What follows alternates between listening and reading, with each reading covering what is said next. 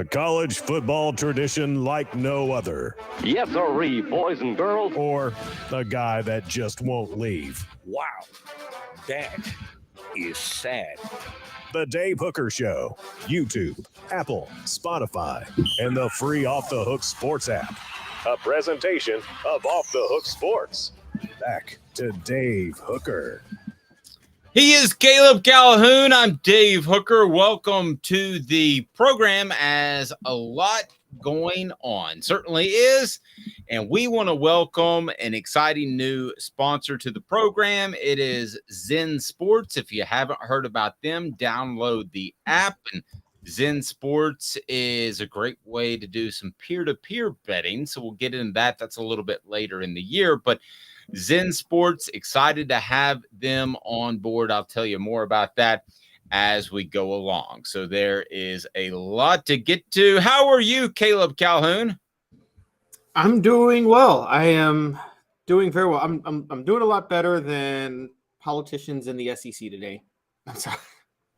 Yes, and never the two should meet, but they do. And they're going to. We discussed that a little bit yesterday.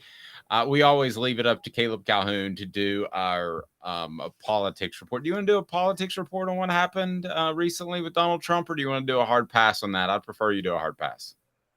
Oh, I'm absolutely going to do a hard pass. But I encourage people, if you want humor that's bipartisan, follow 3-Year Letterman on Twitter. I'm just going to give him a shout out. He is the funniest guy on Twitter. He makes fake statements that people think are serious, and then everybody debates him on it. It's like really hilarious. Nice. All right. So coming up, the Big Ten sets its schedule, which apparently the SEC can't do. So is the Big Ten falling behind the SEC? Fred White, a Football Friday with Fred. He joins us, brought to you by Tennessee Cider Company. What about Nico? Is it good or bad for him to be around with Joe Milton? And what would he tell Joe Milton about replacing Hendon Hooker? Well, ask Fred White that, because he's been in a situation where a T. Martin had to replace a Peyton Manning. That wasn't easy. And the Vols have the 16th best college football playoff odds per bet online. We'll discuss that. And I had a conversation with a Georgia high school football coach that gave me some insight as to Josh Heupel and a possible comparison with an all-time great. We use Steve Spurrier a lot, but I tend to think Josh Heupel is the best possible mixture of old school and new school. So I'll tell you why. First of all, though, it is 4 downs and maybe a little bit of politics, but not really. 4 downs brought to you by Andy Mason, AndyMasonRealEstate.com. 4 downs. 4 questions. 4 answers. The Dave Hooker Show. 4 downs. A presentation of OffTheHookSports.com. Okay, so in honor of Donald Trump, who was indicted and will theoretically have to, unless he manages to get around that. And I'm not going to tell you if I'm right-wing, left-wing Republican. I've never said that in 25 years, and nobody I've worked with has ever known, and you won't either. But it gives us a good jumping-off point. If there was any one person in Tennessee athletics that you could have under oath, and they have to be 100% honest, who are you sitting down? Who is under oath, and they have to be honest? They cannot throw you some rigmarole. We're not getting political. We're not. But if there's one former Vol, Tom, I promise you that. If there's one former Vol you could have under oath, and you got an hour to question him, and he has to be honest. He can't dance around the said subject. That's 4 downs. So we start with that, brought to you by Andy Mason, AndyMasonRealEstate.com. He'll save you thousands, if not tens of thousands of dollars on a home. Caleb has the most just, I don't know, like inquisitive kind of thinking look. He's excited about this topic, I can tell. But AndyMasonRealEstate.com, best service, best biz in real estate in East Tennessee. That is pretty awesome. So one guy that you could have under oath as we get to 4 downs. Already a vote for Philip Fulmer saying hands down. I expected that one to come, and he probably would be my pick because the Johnny Majors transition was before me. So I don't know a lot of that other than what I've been told by great reporters like Jimmy Himes that covered it. But one person sitting down under oath, you get the inside skinny. They can be a player or a coach, an administrator. That's right. Oh, good point by Smoky Mountain Red. Fulmer could address T. Martin. He could address the Pruitt questions. He could also address the Johnny Majors, ouster. That's a tough one to top. All right, Caleb, who's your one guy that you sit down and he has to sit there for 5 hours and answer Caleb questions, and they have to be 100% honest? I hate to do this. I hate to be like everybody else, but it's got to be Fulmer, right? Like, it's me. It's Fulmer for me. I know. I wanted to be different. It filled up the message board, but I forgot about the T. Martin thing. For those that don't know, is highly alleged that T. Martin did take cash as a prospect. The debate was whether or not he was a prospect because it was between his sophomore and junior year, and it was a Tennessee booster. Of course, they gave him money to come to Tennessee. But see, it's not just that. See, what I'd want to ask him. You want to ask him about the Johnny Majors saga. There's so many scandals involved with, not scandals, but like dramatic things that happened in Tennessee while he was there. Like, what I want to ask him is, because it was rehashed in 2016, I want to ask him what he knows about the lawsuit that the trainer filed against Tennessee, because Fulmer was named in it at one point. I have one better. It's Peyton Manning. I want to know exactly what happened with the trainer incident, because we've heard anywhere from a mooning to physical sexual assault contact. I would like, and unfortunately, I've talked to Jamie Whited. She called me all the time to try to get me to pub her side of the story. And she's a little crazy, but I would like to know Peyton Manning's side of the story. I know his side of the story. I'd like to know the absolute truth. So that would be mine above Fulmer. You beat me on that. You could also ask him, was he glad at heart that Tennessee won the '98 national title, or was he upset because it was the year after he left? That's when I'd want to ask Peyton. That's pretty good too. Is there a little part of him that is like, Dad, blame it, they won it without me? Yeah. All right.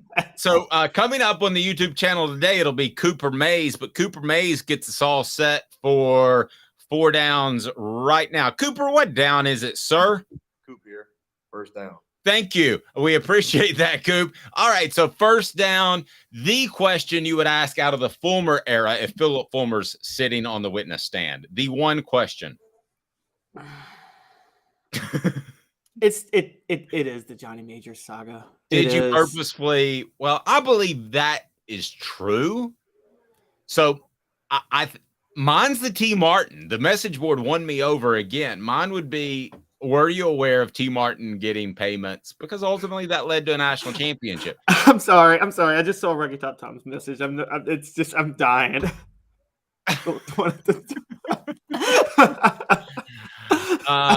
Yeah. Rocky Top says he'd be over the moon for Tennessee to win one, referring to the mooning incident. So one question during the Philip Fulmer era, what would you ask Philip?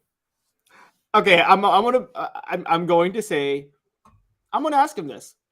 Were you purposely splitting Tennessee apart in 1992 to get the head coaching job? Did you maybe throw a game here or there against Arkansas or South Carolina? Okay. I don't think he did that. I wouldn't go with that verbiage, but I would be interested. Here's the question I have, because I think he did push to have Majors removed. I don't think there's any doubt about that. Be sure to hit that like and subscribe button so we can bring more people in. The question that I think's interesting is, would you have left Tennessee had you not got the job? Because he flirted with a lot of NFL teams as an offensive line coach.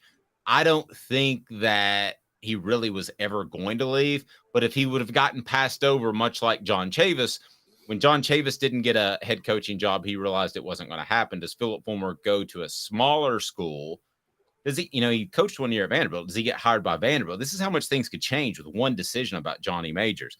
Does he go somewhere else? Quite possible. Second down, Cooper Mays. Cooper Mays here. Second down. All right, so if you'll notice, Cooper begins to give himself more credit as he goes. So the Kiffin year/era. The most cocaine-filled year ever. One question that you could ask Lane Kiffin, and he would have to answer it under oath. That's second down. How many women did you sleep with when you were head coach at Tennessee? I can't argue with that. Third down, Cooper Mays. I mean, I know the rest of the stuff. So, who was the hottest? Who was the hottest one? Yes. Were there any pseudo celebrities in the group? All right. Third down. Tennessee center Cooper Mays here. Third down. That's right, Coop. Thank you. Nice snap. Butch Jones. What's the one question you would ask him? Did you force Chris Weather to play when you knew he had a concussion? Okay, that's way too easy. I'm going with, when did you realize you were a sociopath? And he has to answer it. So I may need a psychologist there to work us through it. But I think if he had to answer in reality, he would say probably around the age of 14 when I was dissecting roadkill like Jeffrey Dahmer. I would say, I would actually do one better. I would be like, hey, you're on the stand, but you have to count to 14 for me. Because, when he went for the extra point instead of went for 2 against Florida because he didn't know the difference between 13 and 14 points. Yes.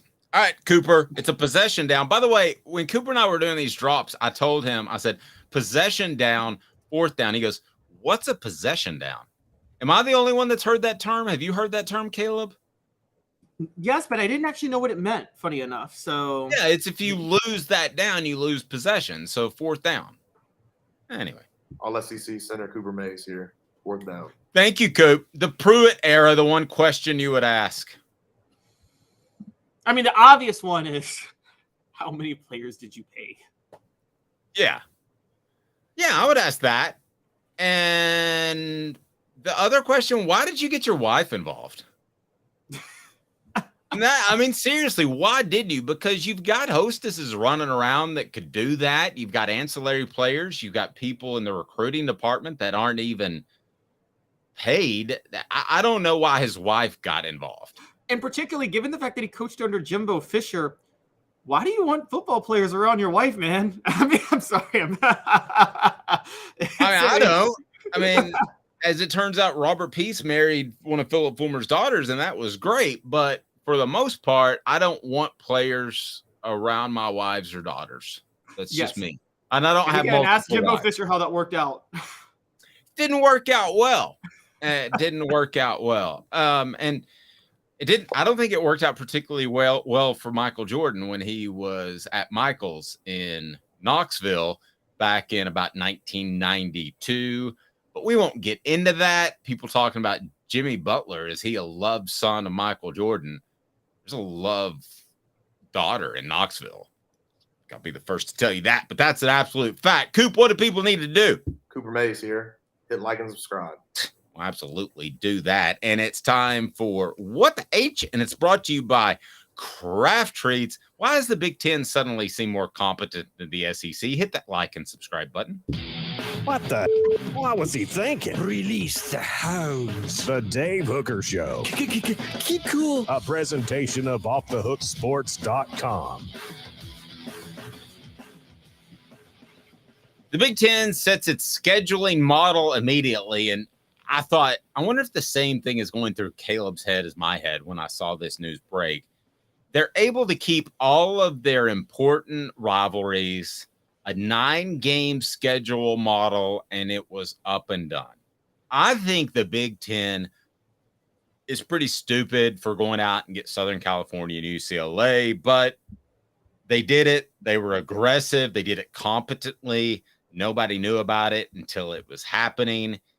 And they got what Caleb thinks is a better TV deal. I'm a little bit going back and forth. I want to see where the SEC ends up. So what the H? Why does the Big Ten seem like the better run conference all of a sudden, just in the past year, but particularly the past few weeks where the SEC was stumbling all over sand at SEC spring meetings? I think what happened, and this is the honest truth, because remember this, during COVID, after COVID, we all thought the SEC was the best run because Greg Sankey to his credit, did a masterful job making sure the SEC had a football season during COVID. Yes, there were games canceled, players had to sit out, fans were limited in the stadiums, but Greg Sankey got through a full season. No other conference did that. I give him a ton of credit for that. Then I think what happened is Texas and Oklahoma reached out to the SEC to join them. Greg Sankey was called flat-footed, but you accept them if you can get them into your conference. So he did. Whereas when the Big Ten decided to expand, they planned to expand. They put together a plan to expand before they reached out to USC and UCLA. They were like, we're going to go get them. Then we're going to go negotiate our TV deals. And then we're going to figure out the rivalries. They had all that set in stone before they ever tried to expand. Whereas with Greg Sankey, it looks like Texas and Oklahoma called them, and the SEC was just like, oh, I guess we should add them. And I think that's how it went. Yeah, but you're kind of Trent Dilfering that. I mean, Trent Dilfer still won a Super Bowl, even though he wasn't the primary reason that the Ravens won the Super Bowl. So you have to give Sankey credit. If we're going to give him a hard time for other things that don't get accomplished, like the schedule, we have to give him credit for Texas and Oklahoma. Now, you're a little bit more down on Sankey than me, and that's fine. It's probably somewhere in between. There's a little bit more gray area. You brought up some points that I thought were really good about how maybe he's just captaining the ship as opposed to truly guiding the ship. And this has been my first real, the schedule thing has been my first real kind of second glance look at how is the SEC being run, because these sorts of these sorts of sports organizations are not suddenly stupid. They don't suddenly make mistakes. There tends to be an erosion in decision making, and maybe that's what's happening on the front end. I think we all saw in golf that it took about 2 years, but the LIV Tour basically looked at the PGA Tour and said, we can take this thing over. And so could we be seeing a slow erosion after great leadership with Slive and Roy Kramer before? I don't think we're to that point, but after this scheduling news, I think it's at least up for conversation. I don't think there's any question about that. But until the SEC slips behind the Big Ten, and I mean on the field and in terms of popularity, you still have the SEC hitting all kinds of TV records each and every year as far as viewership. I just can't throw what Sankey has done out the window. I can't. What good are the records if you're not getting paid for it? Say again, what? What good are setting those TV records if you're not getting paid properly for it? Like the whole concept is to get your money. You've given me doubt. I mean, you've given me pause, reason to think. I still just. And think about this. Here's the big part. And don't sleep on this, by the way. Because the Big Ten deal is worth 2.5 times more than the SEC, the big schools in the Big Ten are going to have more NIL money to throw around over the next 7 years. Actually, the next 10. They're going to have more NIL money because, again, Dave, as you know, yes, NIL is not based on a school's budget, but it is. Because when a school has more money to spend on itself, donors don't have to give as much money to the school, and they can spend more on NIL. That's going to happen. And I don't know if you noticed this, but the Big Ten has shot for the moon with some coaching hires recently. They just got Luke Fickell at Wisconsin. They got Matt Rule to Nebraska. They've got Lincoln Riley at USC now. They got Chip Kelly at UCLA. But that's not a conference thing, is it? Or is that just having the money to make it a conference thing? It's having the money to make it a conference thing. I think the Big Ten they're winning. Look, Mel Tucker had one bad year and he's already on the hot seat. The reason Mel Tucker's on the hot seat is because I think Michigan State knows they're about to have some money to throw around where they can maybe go lure a big name coach if they want to. And remember this, up until the mid-2000s, the SEC talent-wise has been the best conference since the 70s. It has. But it didn't start dominating national championships until the 2000s. Why? The SEC was always behind the curve in head coaching hires. You know this, Dave. How long did it take for SEC schools to figure out maybe we shouldn't just hire our former defensive lineman to be our head coach because he played here? That took them forever. No, it did. Now, but you mentioned Rule, and I think that was a fantastic hire. But is that a better hire than Stoops? mean, it's better on the front end, but Stoops has proven to be a very good coach at Kentucky with longevity. So those two schools, I think, are kind of similar in the hierarchy of their respective conferences. So I still think the SEC has better coaches top to bottom. Do you not? Wow. So you think Nebraska is on Kentucky's level now? Talk about falling from 1997. I do. But I really do, because I don't think they'll be able to recruit at that high level. And with the transfer portal, they like keeping guys around for 3 years and adding like 40, 50 pounds of muscle to them. I don't think you can do that with a transfer portal. I think the days, we talk about Tennessee, can they get back to the glory days of winning championships? I think they're one of the schools that can. I think one of the schools that can't in this current climate is Nebraska. So I'm pretty down on them as a program long term. Okay, well, going through that, I don't know if they are better top to bottom. And even if they are right now, I don't think they will be long term. I think the Big Ten will be better long term top to bottom until the SEC can get a better TV deal. They got played. And by the way, people are mad at ESPN for not being willing to renegotiate. Why would you renegotiate if you're ESPN? You got the sweetest deal in the world. I mean, don't blame them. Blame the SEC for making a stupid decision to just give away the farm when you negotiate. And it's going to come back to bite them. I mean, I thought Paul Chris was a lifer at Wisconsin. I thought he was going to be a lifetime coach. For Wisconsin to force him out to go get Luke Fickell, that is a big, big deal. And let's not forget, you talk about great coaches. We got questions about Arkansas's head coach and Sam Pittman. We got questions about Mississippi State's new head coach. We got questions about Jimbo Fisher. We've got questions about Eli Drinkwitz, Shane Beamer, and Billy Napier. Yes, you mentioned Kentucky. I think Mark Stoops. I mean, if you put me on a lie detector test, I might consider Mark Stoops a top 4 coach in the SEC, given what he's done at Kentucky. So that's like the high end. No, I would too. Top to bottom, though, I would still take SEC's coaches. Now, the money could change things, but the other question, as far as when we talk about coaches, that somebody had a great point about is a couple of those guys. If you could ask them in the Big Ten, going back to Urban Meyer and Joe Paterno for our Donald Trump question, wouldn't you like to have them sit down and have to answer serious questions? Well, Joe Paterno, was lucky he passed away when he did, because otherwise he would have had to answer some serious questions.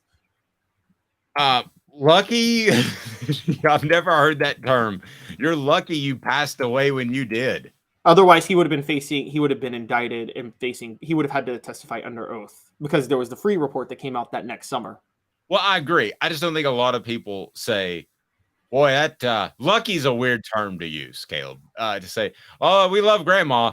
Lucky she passed away when she did. Fred White coming up next. not blessed in a better place, nothing like that. She's just dad blame lucky she cried.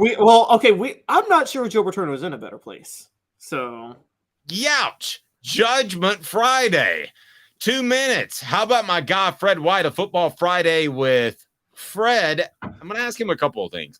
One, EA Sports is trying to put together this college football game again, and the players are saying heck no to $500. I want to ask him about that, if that's enough for a name, image, and likeness on a video game, because I personally want the video game, period.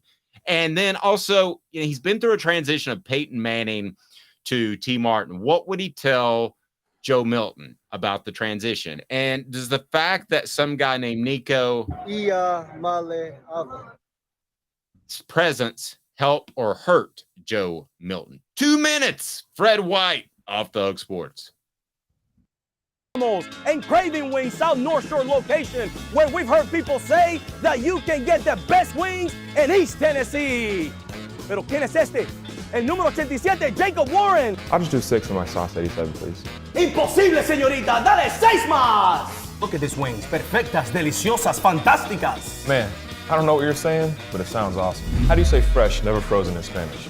Frescas, nunca congeladas. Make your way to Craving Wings and get you 6 más.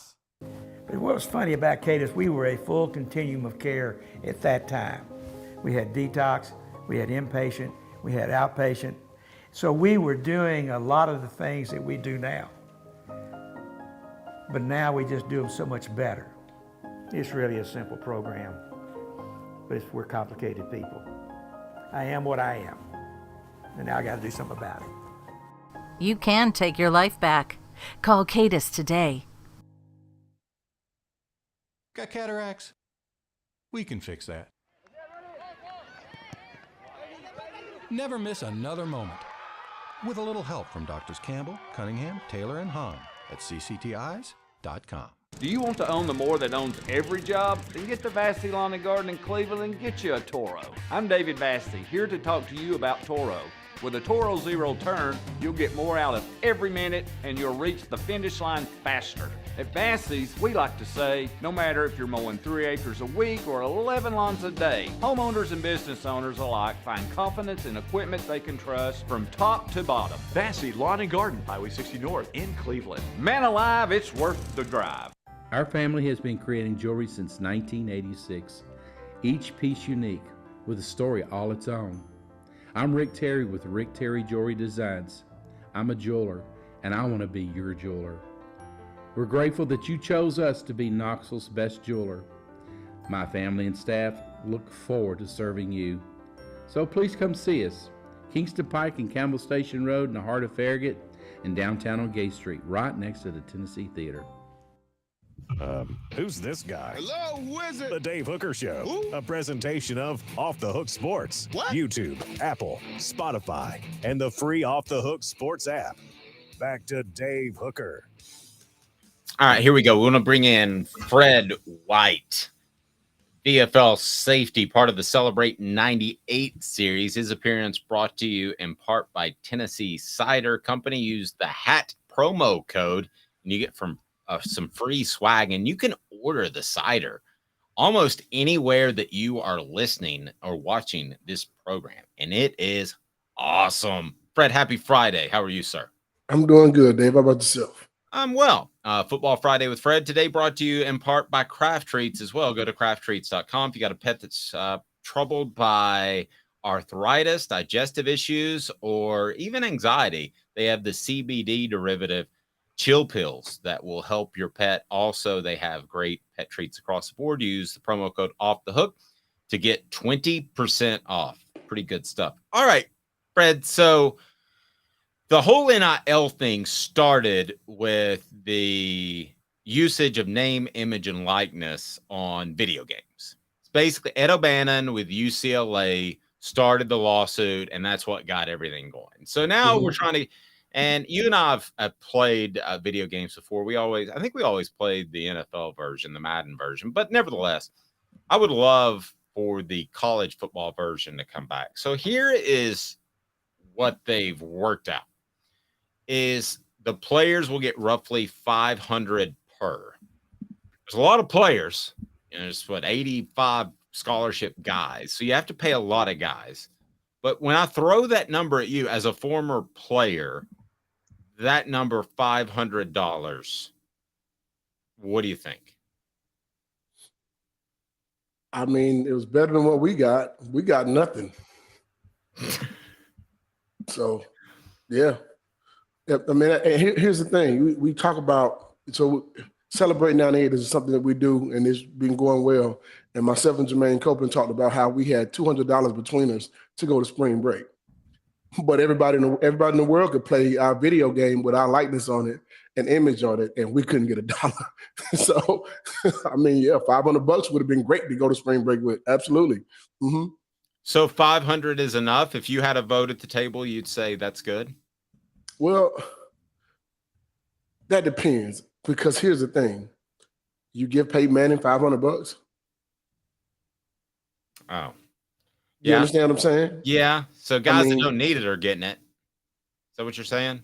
Yeah, I mean, do you give Peyton Manning $500? It's Peyton Manning. He's up for the Heisman.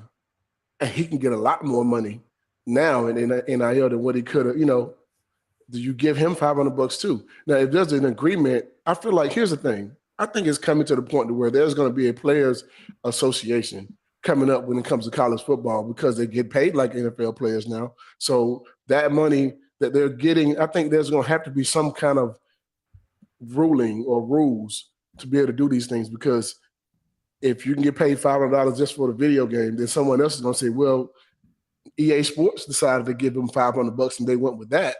So Coca-Cola might do the same, or, You follow what I'm saying? I mean, I think it depends on who you're dealing with and what you're dealing with. It's a lot different than what I thought it would be. Yeah, and I wonder too if it could splinter, if you could have an EA Sports and then another video game that kind of like the USFL did back in the day tries to get some of the biggest stars. A lot of people don't know that Charles Barkley's not on NBA Live, which I play with my son all the time because he chooses not to be because the money wasn't enough. So you could have people splinter off and do that. Fred, what you're saying is right. I mean, I want the video game, but I know the type of dollars that these guys are making, in particular Jacob and Cooper Mays, because they work with us. And $500 ain't a lot of money. I mean, it'd be nice to have, but it ain't a lot of money when they sold 130 million of Madden last year.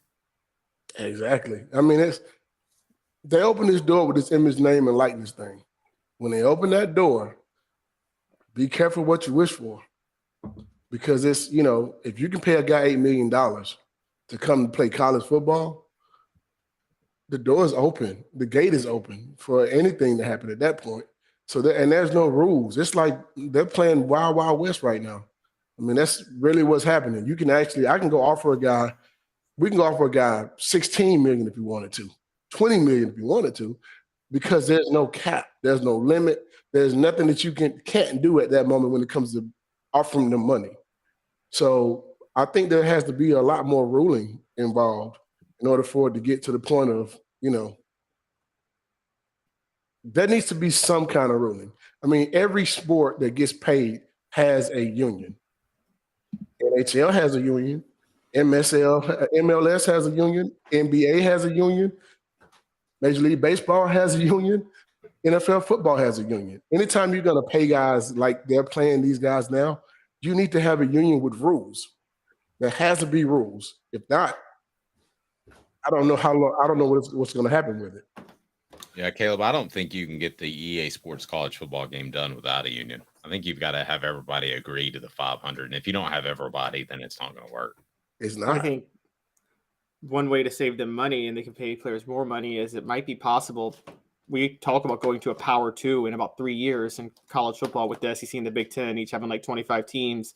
That's probably what they'll do. They'll just only have the SEC and the Big Ten conferences teams. So then they only have to pay out that many players, not 120, 130 teams, however many there are in college football right now. Fred, so do you think that NIL, and I know you think there needs to be some sort of union with rules, and I agree. Do you think that it's with NIL, there needs to be an understanding of players that some players are going to just get a lot more money in certain avenues than others? That is true. Yeah, I do. I think that's going to be the case.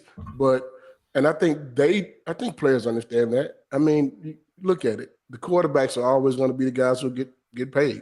But there's going to come along a guy who is a Deion Sanders who's going to promote himself very well, and all of a sudden he's going to get paid like that. Here's the thing. You paying these guys coming from high school. Major League Baseball does it. Hockey does it. Football is coming right behind it, and there's no changing it. I see the thing that says if you want to get paid on the side, I see the comment, if you want to get paid, go to the pros. Hey, they're already in the pros now. The rule has been passed. Now these guys can get paid. So we're either going to have to get with it or not. It's going to happen. It's happening right now in front of us. And in 10 years, it's going to be completely different. Every guy on the team is going to make a lot of money. No, it's what's happening right now. No, I think you're right. And when the NIL came along, was there any resentment? Because I'm going to back Fred on this because, Fred, and if you watch the Celebrate 98 series, and this is both off the record and on the record, those guys didn't take money because they were afraid they would get in trouble. Mm-hmm. And I thought that everybody got money back in the day, but that's not the case. And I wonder, was there any resentment by some players when the NIL did finally come along that players were going to get paid? Because guys like Fred and a lot of other people are asked to do stuff free all the time. And I think that tenor was set by your time in college football where you couldn't get paid. So was there any resentment by former players? No, I'm happy they get paid. I'm happy they can. Because, okay, I'm from Griffin, Georgia. I couldn't get money to go home.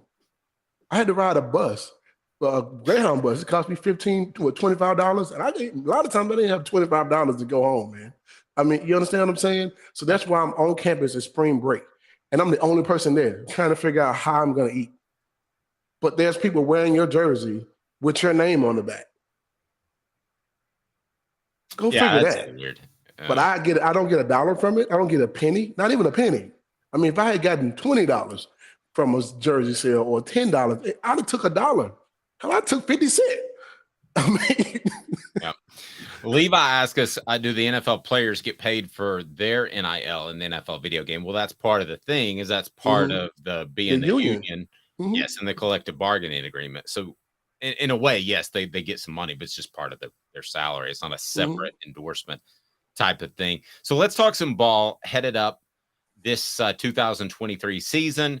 You have Joe Milton replacing Hendon Hooker. We have seen that happen before at Tennessee, where a quarterback takes Tennessee to kind of another level, and then in steps a guy that is unproven. That happened with Peyton Manning to T. Martin.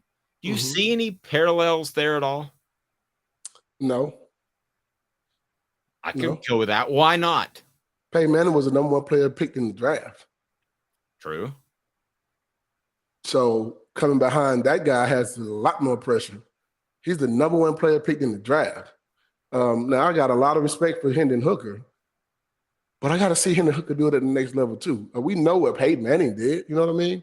But I look at it from a standpoint, I think you have good quarterbacks have come through here plenty of times. You've had Casey Clausen. You've had Tyler Bray. You had a lot of guys that played really good football at the University of Tennessee. Man, it's next up mentality. So if you see that as pressure, you probably shouldn't be playing quarterback. This is my thought. I mean, everybody doesn't think the same thing, but I look at it from a standpoint of, man, I'm a competitor. I want to go out and do better than what he did. Torrey Noel and Ray Austin were the guys who were in front of me. And Corey Gaines, I promise you, when I got on the football field, I wanted people to forget them. That by playing the way I played. That's my thought process. Everybody don't think like me, but I'm very competitive. When I walk through that room and when I'm walking on the football field, I want you to know I'm the best safety done played on that field. That's my thought process. Now, there's some guys that are better than me. Eric Berry was amazing. So is Dale Carter and also Deion Grant. But I think I can hold my own with anybody. And when those guys left, I was like, it's my time to show what I can do. Plain and simple. Yep. It's kind of the whole corporate thing. You always want the CEO that replaces you to basically be a massive failure. It makes you look a little bit better in retrospect, right? Yeah, it does. But it's, for me, it's like, I remember the guys telling us back in the day, and it was part of Tennessee culture, right? It was one of the reasons why we won. If you were a senior, leave your position in a better place than what it was when you got it. So you teach the guy behind you everything you know so he can be better than what you were. That's the whole thought process of trying to keep the program going in the right direction and also keeping your winning program together. That's part of culture, period. That's your locker room. That's on the football field. You teach those guys the right way to do it so that they can understand, hey, man, this is how you do it, but you add your own to it to make it better. Yep. So, Fred, building off that, would you say that T. Martin, because I had a joke in the first segment, I'm like, I wonder how Peyton Manning feels if they won the national title after they left. But do you think that's do you think that's actually a good representation of Peyton Manning's legacy, that he left the situation for the quarterback situation better than when he found it, even though he wasn't there to win the national title? He left the university in a better place, period. When Peyton Manning signed on as a quarterback at the University of Tennessee, and his freshman year, you think they got the #1 recruiting class without Peyton Manning? You think some of those top 5 receivers would have came to Tennessee if Peyton Manning wasn't the guy who signed on the dotted line? He created a whole windstorm of talent coming to Tennessee. I mean, you listen to Jamal Lewis and I talk to him all the time about this. Jamal Lewis thinking to himself, I'm coming in and Peyton Manning as a quarterback. You can't stack the box. He created a lot of things for University of Tennessee to be better and us to be able to win a national championship. And we also saw perfection from a guy every day in his hard work and leadership. So, yeah, I think he left the university in a way better, not just the position. I'm talking about the university as a whole because of what he did and coming back to the University of Tennessee his junior year to play his senior season. I think that's All of that makes a sense of how we won a national championship. That 1995 team, we talk about the big uglies with Mercedes Hamilton on the night Celebrate 98 thing. We talk about how the offensive line was the leaders of the group. Mm-hmm. You had Bubba Miller, Leslie Ratliff, Jason Lehman, Jeff Smith. All those guys were the leaders on the football team, but they set the tone too. Those are the reasons why we won championships. We won championships because of the culture. We won championships because of those guys giving everything they had and showing you the way. And if they told you if they gave you any instructions, you just followed them. And I think those are the things that help us win. We didn't win a championship just because we were so great in 98. Man, we learned how to be winners from 95 all the way through 99, you know? True. I think Peyton, and to answer that question, do I think Peyton was how he felt? Man, he was so happy for us. Terry Fair, Marcus Nash, Joey Kent, all those guys were on the sideline when we won a national championship. Yep. No, I didn't know that. That's true. That's true. They were so happy for us. Let me ask you this, Fred. So somebody told me within Tennessee's football program that if Joe Milton was even thinking about slacking, that when Nico showed up on campus, that there was no slacking because it was obvious he was good enough, that Nico was good enough to push somebody. Mm-hmm. How does that sentiment strike you? I mean, that should be your mentality anyway. I mean, that should be your mentality anyway. Hey, man, if you're a senior and you let a freshman come in and take your job, hey, man, that's on you. That means you weren't getting the job done. That means you had that senioritis. You better not have senioritis because all these guys ain't nobody coming in and want to sit no more. Name a player that wants to come in and not play as a freshman. I can't name one. I'll share a story with you about Steve Caldwell, who I love. I thought he was a great guy. But I remember asking him one time shortly after signing day at a spring practice. This is when I learned quickly kind of that freshmen aren't expected to do anything. I said, well, some of these guys that you have at defensive end, do they get motivated by signing the guys you had, which are 4- and 5-star guys? He goes, good gracious, if they need to get motivated by incoming freshmen, we've got a problem, Dave. You got a real problem. You got a real problem. And the other part of that is someone told me this a long time ago when I was getting recruited, and it still holds the same to me today. If you see a football team that has a lot of freshmen starting, or that you can come in and start as a freshman, your team is probably not that good. It's either your team is probably not that good, or you got to be the most exceptional freshman that I've ever seen. I mean, you think about it, from 1995 to 1999, my time at UT, I know one freshman that made an impact. One. His name was Jamal Lewis.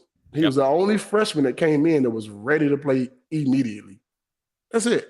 And you're talking about a whole lot of guys that played NFL football. Jar Henderson was a 5th player picked in the draft. Albert Haynesworth was a 6th player picked in the draft. They sat the bench. You understand what I'm saying? They sat the bench for a whole season, bro. They weren't ready to play. So I don't put a lot of stock in freshmen. I put a lot of stock in the guys. I mean, you may get a guy every now and then that can come in and do it, but those are generational type players. If you come into the SEC and you can start as a freshman, you better be a dog. You gotta be a dog. That's the only way for you to get on the football field. Yeah. And Drunken Ray Golf, which you can learn more about Drunken Ray Golf on the Mercedes Hamilton Celebrate 98, which is going to drop today. Drunken Ray explaining Golf, so much why so many of you guys didn't commit to Georgia in the 90s. Yes. Drunken Ray Golf, like Jasper Sanks over Jamal Lewis, and may or may not have shown up at Mercedes Hamilton's home to recruit him, heavily intoxicated. But I remember going to Georgia's football camp, and he was the head coach. And I'll never forget myself and Takeo Spikes. And you don't know who Takeo Spikes is, you need to Google him. Oh, I do. I know. I think he's going to be a Hall of Famer. He's going to be a college Hall of Famer coming up, and I think he's going to be a Hall of Famer in the NFL too at some point. Listen, we went to the football camp at Georgia. I never forget, we were the last 2 guys that they interviewed, right? Well, talked to the head coach during the camp. And I never forget this. I'm thinking, I know they're going to offer us. Man, everybody that came out of that room got an offer, with the exception of 3 players. And I couldn't believe it. I remember Takeo walking out of that room, and he was like, They didn't even offer me. So who were the 3 that didn't get offered? Ryan Taylor, he was a number 2 linebacker in the state of Georgia. He went to Auburn. Takil Spikes and myself. We were the only 3 that didn't get we were the only 3 players that didn't get an offer. Wow. Yeah. Mm-hmm. And 2 years later, you Couldn't guys were playing each other in the SEC championship game. Exactly. I literally couldn't believe it. Was like I remember telling my coach, I was like, they offered me a scholarship, I accepted. I grew up a Georgia football fan. I mean, go figure. You live in the state of Georgia, how you not one, right? Yeah. And I just remember when that happened, the DB coach told my high school coach, well, we just signed 4 players like him the year before. And I remember looking at my coach, and I told him, man, they don't have not one player on their team like me. I played against all the guys that they signed, and not one of them were better than me. I beat them in every sport. Football, basketball, we beat them in track, beat them in baseball. They never won a game against me. So drunken Ray Goff. Fred, just all you can do is shake your head and say drunken Ray Goff. By the way, he's not even coaching anymore. He went 46-34-1 at Georgia. I mean, good Lord. Fred, you and I could assemble a football coaching staff and go slightly above 500 tomorrow at Georgia. With the players he had on that squad, on those teams, absolutely. Our record would be better than that, for sure. Drunken Ray Goff. But I'm happy. I'm happy I didn't go to Georgia. Thank you. I appreciate you, Ray Goff. Yeah, you'd be like playing against this Jasper Sanks guy in practice. Thank goodness I don't have to play against Jamal Lewis because drunken Ray Goff didn't really want him. What the H? All right, Caleb, go ahead. Fred, drunken Ray Goff. We were thinking to ourselves, you mean to tell me there's a running back better than Jamal Lewis? We got to see this guy. We gotta get Ray Goff on the show at some point and just all sit there and be quiet and not say anything. And at the end, we have him on him, drunken Ray Goff. Hey, and offer him some Tennessee cider, man. We can get you a free ad with a promo code. Go to tnsideyourcompany.com. All right, Caleb, roll, my man. Well, I mean, I will say there's quite a few coaches in the past who liked the sauce and won national championships and were able to do that. Well, Marlon Wallace would have been a Vol instead of a Georgia Bulldog had a certain coach not thought it'd be best to GEAUX go to his home with a few pops in him. Do we know who I'm talking about, Fred? What is that, guys? Yeah. I know who that is. Okay. I'm just leaving that right there. And his grandmother said, you get the H out of my house. And then Marlon Wallace went from a Tennessee lean to a Georgia commit in a matter of like 4 days. Wow. Sorry. Go ahead, Caleb. Wow. Fred, thinking of recruiting and all of this, on a little more serious note, because we were talking about playing time and things like this, what does it say to you about players who do you want recruits? Is it a red flag if they commit elsewhere because they're worried about playing time? And the example I give is, Peyton Manning committed to Tennessee knowing he'd have to compete with Brandon Stewart. Eric Ainge and Brent Schaefer committed knowing they'd have to compete with each other. But the same year Ainge and Schaefer committed, Brian Brom would have committed to Tennessee, but decided to go to Louisville because I don't think he wanted to compete with them for playing time. Is that a red flag when a quarterback or anybody commits elsewhere because they're scared of competing? No, I don't know if it's scared of competing. If somebody already has 2 quarterbacks on there coming in that class, I don't think I would be the third one. I mean, I'd find a way to go somewhere where they're having just one other quarterback. But as a football team, you want to have multiple quarterbacks, absolutely. You want to have at least 2 quarterbacks in each class, in my opinion. But if I'm a player now, for instance, when I was coming out, I knew everyone's roster. They would send you those books and have every player on there. And I asked about every last DB. I wanted to know who they were, what they were, and who you were bringing in. And I remember having conversations back when I came out the same year that Charles Woodson came out the same year that Fernando Bryant came out. And we were the top 3 corners in the country. Charles Woodson was definitely number 1. I wasn't going to go to Michigan when they had 2 of the top 5 corners in the country coming out, when I can go to the SEC team and say, okay, Tennessee's how many DBs they're signing. They only signed 2, myself and Al Wilson. That was it. So you look at Alabama, they signed 4 DBs. Auburn signed 4 DBs. Florida State signed 5 DBs. I mean, go figure. This is a process of elimination. Yeah. You know who wouldn't take Charles Woodson? Drunken Ray Goff. You can keep stepping in the Big Ten because we're good on DBs. We've turned down all the good ones. Hell, we'll turn you down too. Yeah. Question: Who was a worse coach, Ray Goff or Mike DeBose? Drunken Ray Goff or sober Ray Goff? Ray Goff or Mike? I mean, they're very close. Drunken Ray Goff's 1B. And sober Ray Goff's a slightly 1A. The other thing I wanted to get to, so, and this is way off topic, but we're talking quarterbacks and Drunken Ray Goff. And Chris Sims said something that has popped into my head way back in his recruitment. So he's considering Tennessee, committed to Tennessee at one time in 1999.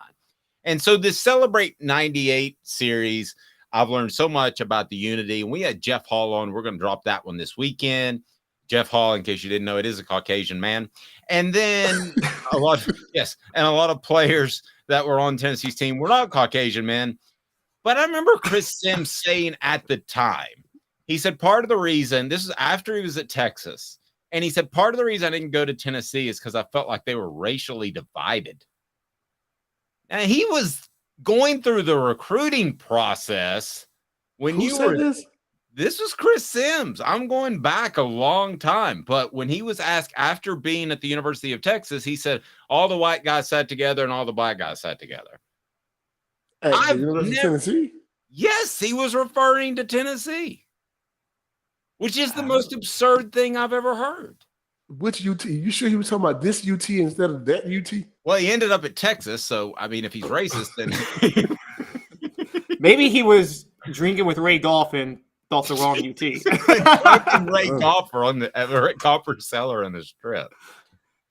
Well, I mean, that's the thing. That was still the most bizarre comment in the history of man, is you guys were so close. It still are. Yeah, that's the craziest part. Still are. I don't know what he's. The entire team hung out together. You saw Spencer Riley at the cookouts too. I mean, yeah. You saw Spencer Riley. He was as wide as they come. And then I did love the fact. So let's tease the Celebrate 98 series. So Fred can call whoever he wants. He can call T. Martin, who's at Baltimore. We're gonna have Al Wilson on. We're gonna have all these guys on. And he specifically wanted Jeff Hall as a kicker, who Caleb reminded me was a captain for that team, which for a kicker is extraordinarily rare. And then during the discussion, and we'll drop that this weekend, Jeff talked about how he ran 110s with you. Mm-hmm. Man, I didn't know it. Jeff Hall was not your average kicker, Fred, and that's why you wanted him on the series, which was awesome. Well, I want him on the series because he's my teammate and he's my brother. And this Celebrate 98, he's part of that team. And he's a clutch, key part of that team. Without his kick against Syracuse, we don't win the game. We don't win the national championship without that. That starts the season off. He kicks the field goal against Florida that puts us, up in overtime to win that game. I think those are things that, he's a legend in my book because he was our kicker. And how many times do you vote a kicker to be a captain? Well, that's my point. You understand what I'm saying? How many times do you vote a kicker to be a captain? Yeah, 25 years from now, if I'm doing let's do 22, Chase McGrath is not going to be on the group of guys, the list that I'm going to interview. Sorry. I understand. I mean, but Jeff he had a personality. He was our teammate, and he was one of us. He was. Yeah. And one of us. I love that he said, I got around the offensive linemen and I realized I wanted them to be my friends. That's probably your first good move. Well, because for one, they got to block for you. Somebody blocks your kick. Yep. And they got to know that you're willing to go in and put in the work and do the same thing they're doing because they're out there grinding it every day and every play of each game, trying to, get extra yards and get yards. And all they want you to do is kick the ball between the uprights. Yep. I didn't get a chance to tell you this, but Jeff ran the 110s. For those that don't know, you run 110 yards, and then you've got how long of a break in between? 30 seconds. 30 seconds. You run 110s again, 110. So you run 10 110s is how the drill usually works. Jeff texted me last night and said he was actually faster than you. If you believe that, I got some oceanfront land for you in Idaho. And in Lithonia. But he was probably the most athletic kicker in modern day Tennessee football history. I mean, Jeff was an athlete, man. He worked out hard. I mean, we didn't expect for him to work out like he did, but he did. I mean, so what you're saying is that was impressive. What you're saying is if he's out on the strip by himself and a regular fan starts a fight with him, he could win the fight. If a regular fan started a fight with Jeff Hall, they better hope nobody else on the team sees it. Yeah, I'd be more worried about the second wave coming. Led by Fred White is what I would be. They better hope nobody on the team sees it. You touch Jeff Hall, you want to. It's not going to go well for that dude. All right, Fred, if people need insurance in the Georgia area, you're going to expand to Tennessee pretty soon. But if people need insurance, how do they get in touch with you? Because they'll be in good hands. Well, you can give us a phone call at 770-381-0367. You can also look us up on every social media platform there is: Twitter, Facebook, Instagram. Just search for Fred White Allstate, and we're there. Google us, we're there as well. You can actually do your own quotes online without even talking to us. We're willing to help you do anything we can help with, educate, give you answers on things you may not know, even if you don't go with us. Our whole goal is to make sure that you're educated when you leave our office or when you leave from talking to us. We want to be able to help, and definitely you'll be in good hands. Just like Benson Scott had good hands for holding that ball for Jeff Hall. I saw that over there. That's my buddy too. That's true. He has a son that plays some baseball that he's going to be really good. Jeff or Benson or both? Benson, both. Jeff's kid's a little younger, but Benson's son is going to be, I think he's a UT commit. Mm-hmm. Yeah. Okay. Well, good stuff. Yeah. And then you always got Bobby Scott, who's fantastic, who gives great insight to football, but starts every answer to a question with, well, you know. Leave Bobby alone, man. I love Bobby. Explain relativity, Bobby. The theory of relativity. Well, you know, E equals MC squared. And I mean, his answers are always great, but he starts it with, well, you know. I had great stuff. Hilarious. And we'll talk to you soon. I appreciate you. All right, man. You guys have a good one. Go Vols. Thank you, buddy. And I'm not ripping Chase McGrath on the message board at all, but here's people that don't know: when you go to practice, most of the time the specialists, the punters and the kickers, are literally over there playing Frisbee on another field during practice. Jeff Hall would come out there and run with the guys and stretch with the guys. That's not common. I don't know if Chase McGrath did that specifically. He did hit the field goal against Alabama, which makes him a legend. I agree with that. But it was a knuckler, though. It wasn't a pretty kick. It wasn't a pretty kick. You're never going to have a Jeff Hall. And Jeff brought this point up. I'm going to tell you why you'll never have another Jeff Hall, why he has the record at the University of Tennessee that will never be broken after this. 2 minutes. Stay tuned. He's Caleb Calhoun. I'm Dave Hooker. Family has been creating jewelry since 1986, each piece unique with a story all its own. I'm Rick Terry with Rick Terry Jewelry Designs. I'm a jeweler, and I want to be your jeweler. We're grateful that you chose us to be Knoxville's best jeweler. My family and staff look forward to serving you. So please come see us. Kingston Pike and Campbell Station Road in the heart of Farragut, and downtown on Gay Street, right next to the Tennessee Theater. Hi, Mike Davis here with City Heating and Air, reminding you to always dare to compare. Our team provides quality local heating and air service, installation, and maintenance across East Tennessee. We use only the best equipment like American Standard heating and air conditioning for your residential, new construction, or commercial needs. Honesty, dependability, and customer satisfaction have been the cornerstones of our business since 1961. City Heat and Air. There's your pair. With all that sun, sand, and salt water, the beach is a very relaxing place. Unless you wear contacts. Ow! Open your eyes to the best the beach has to offer with LASIK vision correction from Campbell Cunningham Laser Center. Ah. Do you want to own the more that owns every job? Then get to Vassy Lawn and Garden in Cleveland and get you a Toro. I'm David Vassy, here to talk to you about Toro. With a Toro Zero Turn, you'll get more out of every minute and you'll reach the finish line faster. At Vassy's, we like to say, no matter if you're mowing 3 acres a week or 11 lawns a day, homeowners and business owners alike find confidence in equipment they can trust from top to bottom. Vassy Lawn and Garden, Highway 60 North in Cleveland. Man alive, it's worth the drive. These mountains hold and defend a spirit far better than moonshine. A drink that holds flavor that becomes necessity. A hard cider made and relished by folk who are as hearty as they are legend. A refreshment that can only be found in one place. With a taste that makes you say, give me 3 bottles of the good stuff. Tennessee Cider Company, where necessity can be found. Objective coverage. Hey, that's new. If we get caught, we're going to jail. The Dave Hooker Show, a presentation of Off the Hook Sports. YouTube, Apple, Spotify, and the free Off the Hook Sports app. I'm going to need to see some identification. Back to Dave Hooker.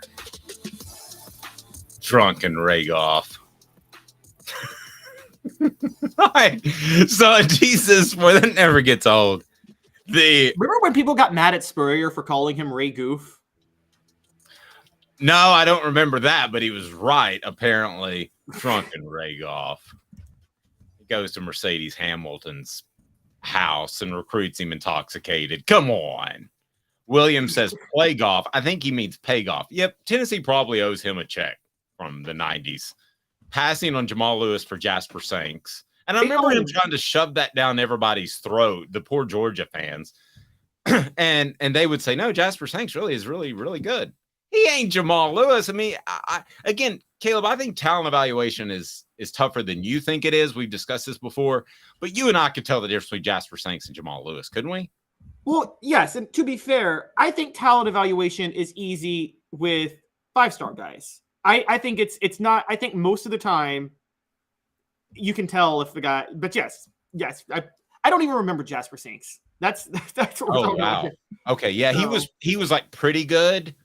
He was like a Travis Stevens level, but he was not an elite, one of the best running backs of his generation, Jamal Lewis level, or even a Travis Henry level. So that gives you a little bit of context. Hopefully that helps. I forget sometimes that I'm the old man in the room. I'm not used to that. Smoky Mountain Red says you might stop by the Sevierville cider location today. If you order online, use the promo code HAT, you can get some free swag with any order. You can order ciders in like 42 states. Phenomenal. Tennessee Cider Company. Portions of the program brought to you by City Heating and Air Conditioning. That Jeff Hall stat that Caleb's pulling up. City Heating and Air Conditioning. Integrity matters. CityHeatandAir.com. Might not need a whole new unit. Might just need a part. Might just need some coolant. That's City Heating and Air. CityHeatandAir.com. 50 years in service there in East Tennessee. All right, so Jeff Hall, depending on if you want to use bowl games or not, which were added on, sometime in the mid-2000s, I believe, as far as their statistical records, has about 400 points as the all-time leading scorer. That's never going to be broken. Much like Emmitt Smith's career rushing record in the NFL, Jeff Hall's record is never going to be broken. Why? Because in the NIL and transfer portal days, just like Tennessee is doing now with bringing in a place kicker, why waste a scholarship on a high school guy? Why not wait and see if somebody has success at an Indiana or a smaller school? Because more than any other position at kicker, you can simulate and you can project what they would do at your particular school. So I don't think that record, all-time scoring record that Jeff Hall holds is going to be ever broken, because you essentially have to play 4 years, which he did. And I don't think you're going to see that out of a kicker ever again. Yes, and it's 371 is the career scoring record. Just found it. I think when you add in bowl games, he's close to 400. So there's no way that Charles Campbell, who's the Indiana kicker who transferred in, or anybody else, because he just has one season left, is ever going to break that record. I would argue Josh Heupel's going to score 400 touchdowns in a season, so 400 extra points. Right. I would argue that is more unbreakable than Emmitt Smith's record. And nobody's going to give the ball to one running back nearly as much in the NFL. I mean, I agree. That's not Tennessee's most unbreakable record, though. There's a few out there. If you want to go down that path a little bit, I'm up for that. There's a few unbreakable records out there. The non-scored upon team. That's never happening again. Yeah. Andy Spava's 547 career tackles. That's pretty good. Again. Chuck Webb's 294 rushing yards in a game. That's never happening again. No. Peyton Manning's 11,201 passing yards. I mean, that definitely could happen, but Nico would have to start for 3 years. And I'm not sure any quarterback's going to start for 3 years at Tennessee anymore. Fuad Revaiz's 850-plus yard field goals in a season? No, because here's this. That's an interesting one. I think I forget the record at Tennessee, but the longest kick made in Tennessee football history is not going to be broken, and I think Fuad Reveiz has it. And the reason I don't is you could kick off a tee during that time, and you can't kick off a tee anymore. Right. I'm going to, out of that group, we'll just go ahead and make this a smoky hot take. Out of that group, it is obviously, I mean, we have to take the 15 straight shutouts, right? That's never going to be broken. But never going to be broken again. Yeah, I'm not going to say Peyton Manning because of the passing offenses and the way they are now. I'm not going to say Chuck Webb because anything can happen on one particular day.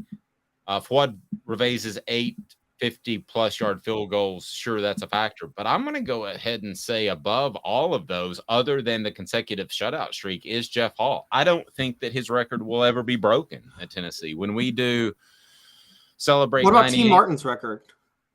Of the consecutive passes completed? Yeah. I think if you wanted to, you could go out and break that record with a bunch of screen passes. And or what about Joey Kent? I always thought that was the lamest record. Do you remember the South Carolina game where they're throwing little flat passes and like the easiest passes? But they were scoring touchdowns all of it. Which there was a touchdown pass he threw over the middle into double coverage. It was crazy. He completed that. Right. There was, you're right. There was that one pass, but other than that, it was a lot of passes that you and I could have. Well, T. Martin acknowledged that. T. Martin wasn't aware he was breaking the record, and he was like, I didn't understand why Coach Cutcliffe called this screen right here. I had no idea why. And apparently everybody else knew, but he had no idea. And it was an ego thing for Tennessee's coaching staff to be able to say, hey, we don't need Peyton Manning to be able to put together a great passing offense. I thought that was an ego thing. They had established themselves in the run, and they wanted him to get that record because T took a back seat and that they didn't let him do a lot, Caleb. So I thought it was cool he got the record. I do think it's kind of the lamest record in sports. What about Joey Kent's career 2,800 receiving yards? Just because, I mean, you'd have to be a go-to receiver for 3 years nowadays, which you're just not. Well, okay. Do this for me. Look up, just for instance, Jalen Hyatt. What did he end up with last year? What did he end up with his career? He did have a question whether or not he was coming back for another year. So Kent's record is what again? 28-14. And you're right. The Jalen Hyatt, he had over 1,200 yards last year in 1769. So if he came back for another year and repeated last year, he would have broken Kent's record. But is a receiver going to come back ever? Like if you're a 1,000-yard receiver. See, I don't think Jalen Hyatt was a very polished receiver. Now I know that infuriates some people, but from talking to scouts, not just my eye, but I don't think he was polished. I think that an argument could have been made to come back, and then the NIL money, if it continues to increase, might make some decisions tougher. We're seeing that in college basketball, Caleb. We just haven't seen it in football yet. True. Reggie White's 15 sacks. I mean, that could be broken, but I just think Reggie White was such a special player. You had like theoretically, I don't think you're ever going to get another Reggie White. So smoky hot take, you got to pick one record other than the consecutive shutout that will not be broken. One record other than the consecutive shutout record that will not be broken. And you're going with Jeff Hall's career points. Yes. I'm going with Vlad Revisa's 60-yard field goal. And the reason... No. He 8 50-yard field goals in a season, but he has the all-time linked record because he hit a 60-yarder. Okay, so that surprises me to go there because I could see at the end of the half somebody taking a shot at a 62 or 61. I want to look this up, but I don't know many college kickers that hit 60-yarders. I see it in the NFL, but I usually see it in domes and controlled climates, and Tennessee never plays in domes or controlled climates. So I'm going to stick with Vlad Revisa's 60-yard field goal. Oh, actually, no. I take that back. No. It's Andy Spiva's 547 career tackles. That's never going to be broken because of the way they measure tackles nowadays is totally different from back then. Right. And Mr. Jones pointed out Derek Barnett broke the sack record, but Caleb was referring to the single season sack record. Yeah, so single season sack record. Yeah, Derek Barnett broke Reggie White's career sack record, but we were talking about the single season record. So I bumped into a gentleman yesterday who had a great comparison, I thought, for Josh Heupel to an all-time great. And we've gone down the Steve Spurrier road, haven't we? We've done that quite a bit. But here's the road he went down. And I wanted to bounce this off you, particularly, Caleb, because you were such a football historian. He said Bobby Dodd. Bobby Dodd, now this is a long time, very successful high school coach that was in the state of Georgia. So he knew their program because they like to woo him and get his players. And so he knew Georgia Tech, he knew Georgia, and he said Bobby Dodd would have volleyball games the Friday before, instead of walkthroughs, the Friday before Saturday games. Now, Josh Heupel's not going to do that. That's a little absurd, and Georgia made fun of them because of it. However, as a player's coach, I think there's an interesting comparison to Bobby Dodd. I think you throw in a little Steve Spurrier, and suddenly we have a good feeling of what Josh Heupel is. We got to remember, it's only been 2 full seasons and 2.5 years. So I found that very interesting. What did you think of the Bobby Dodd comparison? This guy just laid on me at the gym yesterday. I mean, that's a good one. Bobby Dodd was a legend at Georgia Tech and a legendary player for Tennessee back in the 20s, probably Neyland's first great player. I believe Bobby Dodd, I'm trying to remember if he changed. Yeah, so one of the things that was unique about Bobby Dodd was Neyland was famous for the single wing, which was fashionable in the 20s. That's what made Bobby Dodd a star. But he was willing to transition that and use some of that to develop his wing T offense that he ran at Georgia Tech.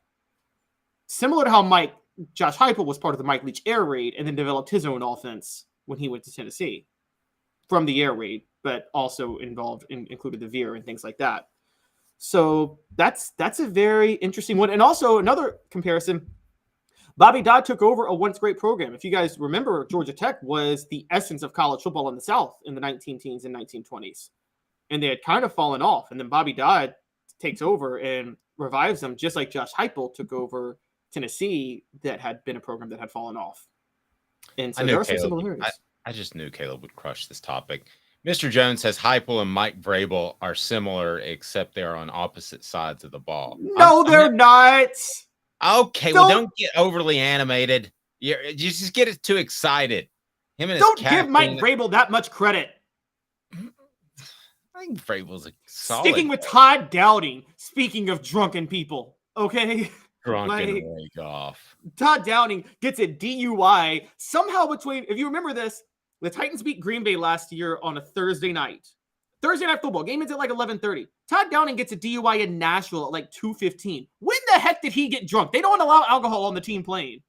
And then the Titans didn't win a game the rest of the year. Drunken Todd Downing. And Mike Vrabel stuck with that guy. No, don't do that. Don't do that. How dare you, Mr. Jones?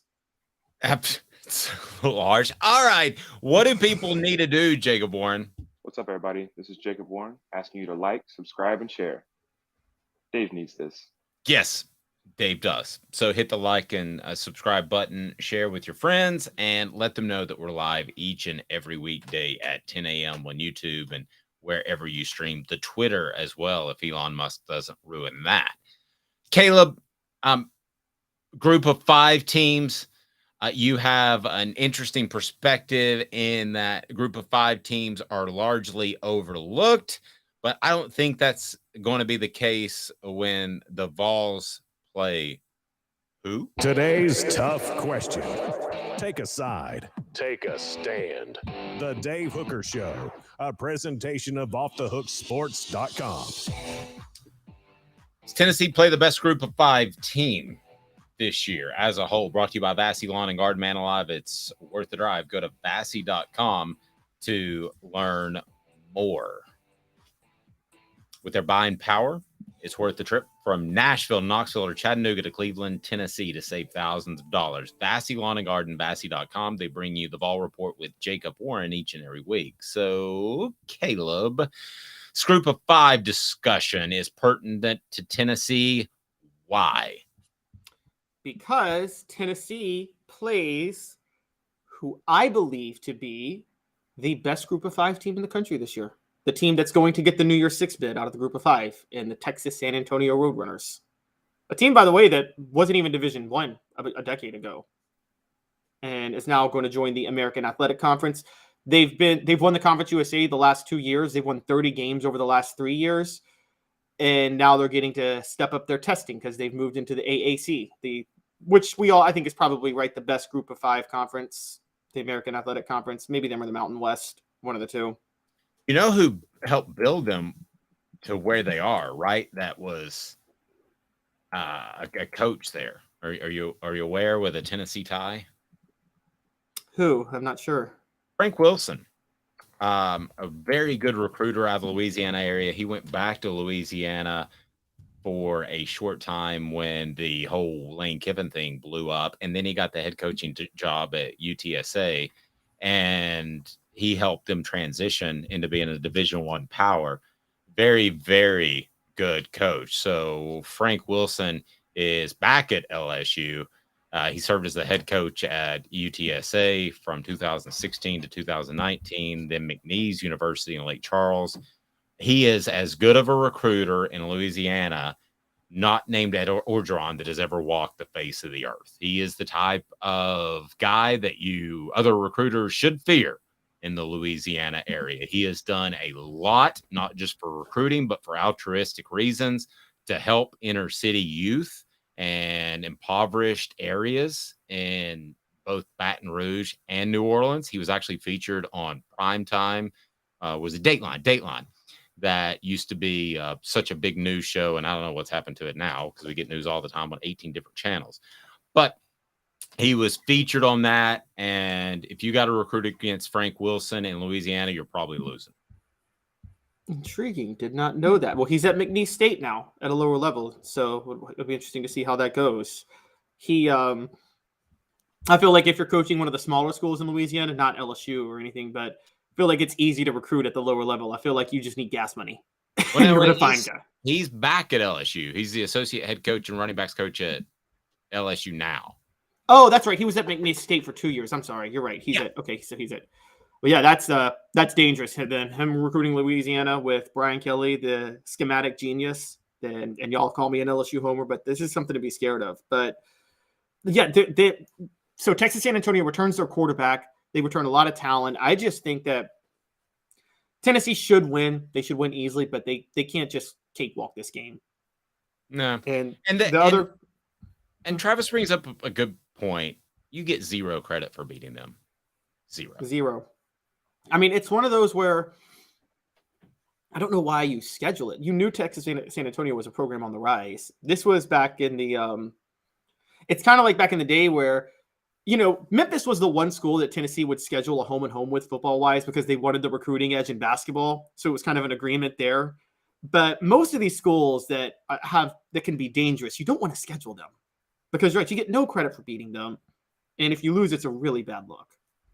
No, agreed. So we will we'll see what UTSA is able to bring to Neyland Stadium. Like you, I think that Tennessee should win fairly easily. That's got to be an incredible place to recruit to because, goodness gracious, it's like a cleaner New Orleans It's like somebody took one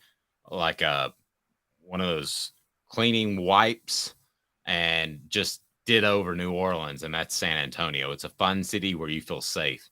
There's something. Yeah, but you can't get as drunk all the time, so you know.